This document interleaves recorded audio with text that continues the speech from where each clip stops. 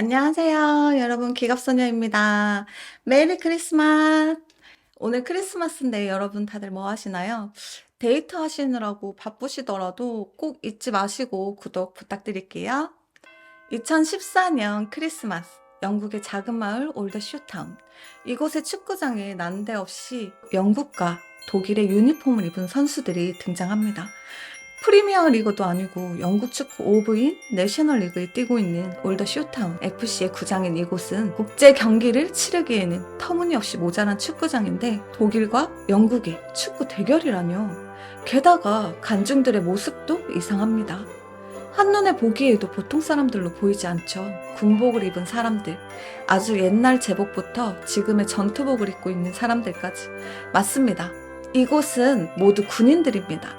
뛰는 선수들부터 지켜보는 관중들까지 말로만 듣던 군데스리가의 현실판인 거죠. 이 시합에서 영국은 독일을 1대 0으로 꺾습니다. 그리고 영국 언론은 이 시합을 100년 만의 서력이다 라고 표현합니다. 무려 100년 만의 서력이라니, 100년 전에도 영국군과 독일군은 축구 시합을 했었단 말인가? 이날로부터 정확하게 100년하고도 딱 하루 전인 1914년 12월 24일 크리스마스 이브, 유럽은 1차 대전의 참상에 신음하고 있던 때였습니다. 축구 같은 것을 하고 있을 때가 아니었죠.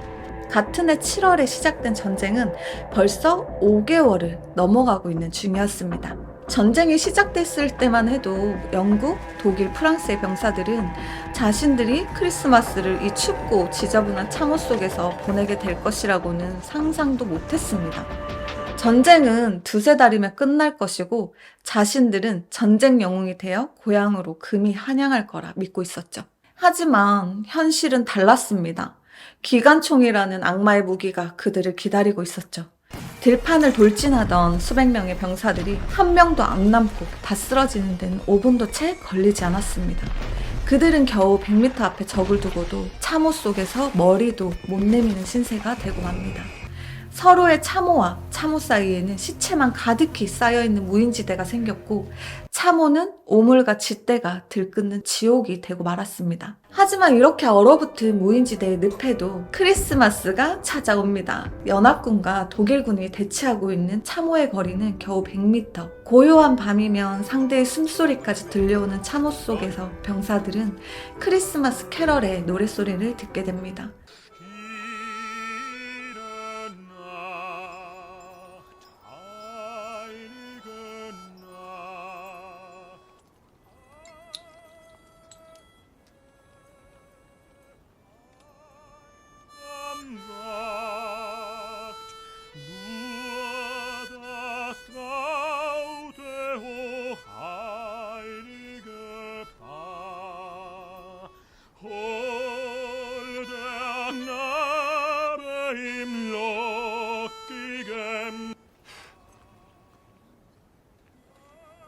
가사는 적국의 언어로 되어 있지만 멜로디만큼은 내가 알던 그 노래, 이 춥고 잔혹한 참호 속이 아니라 크리스마스 트리가 반짝이는 자신의 집 벽난로 앞에서 듣던 그 노래.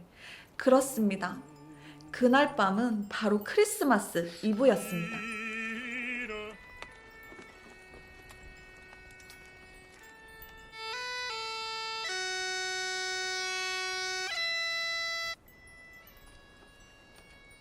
Gute Macht, durch der Engel hat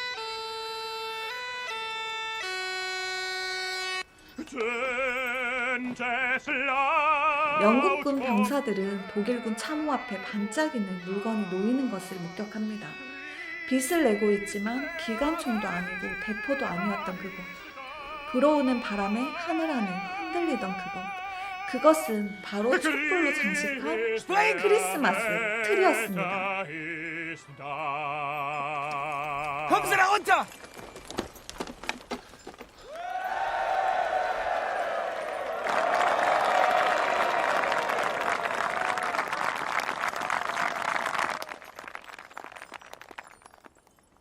독일 군복을 입은 한 병사가 크리스마스 트리를 들고 참호 위를 올라왔지만 영국군의 저격수는 방아쇠를 당기지 않았습니다. Guten Abend, 모두들 생각하고 있었던 거죠. 이날 하루쯤은 서로를 죽이지 않아도 되는 거 아닐까? 참호 밖으로 몸을 내밀어도 총알이 날아오지 않는다는 사실을 확인한 순간 그 유명한 크리스마스의 휴전이 시작됩니다.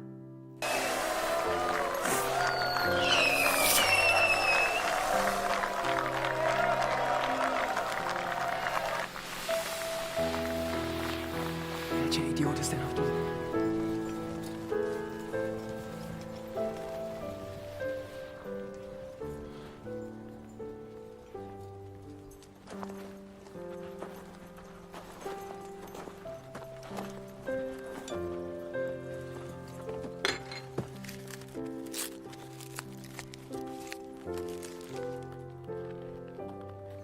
Fais quoi d'abord?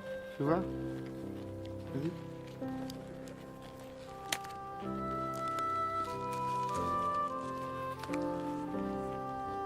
그들은 전선의 한복판에서 인사를 하고 악수를 하고 변변찮은 보급품이지만 서로 나눠 먹습니다. 무인지대에서 썩어가는 동료의 시신을 땅에 묻고 처음으로 아무 걱정 없이 면도도 하고 머리도 깎고 옷을 갈아입었습니다. 작고 단순한 것이지만 인간으로서의 존엄을 느낄 수 있는 시간들이었습니다. 다음 날인 12월 25일 크리스마스. 시신이 치워진 무인지대의 평지에서 영국군과 독일군 병사들은 축구를 합니다. 선제골을 넣고 앞서가던 영국이었는데요. 마지막 슛을 얻어맞고 3대2로 역전패하게 되죠. 영국 축구는 예나 지금이나 뒷심이 약하고 독일 축구는 그때나 지금이나 탄탄했었나 봅니다.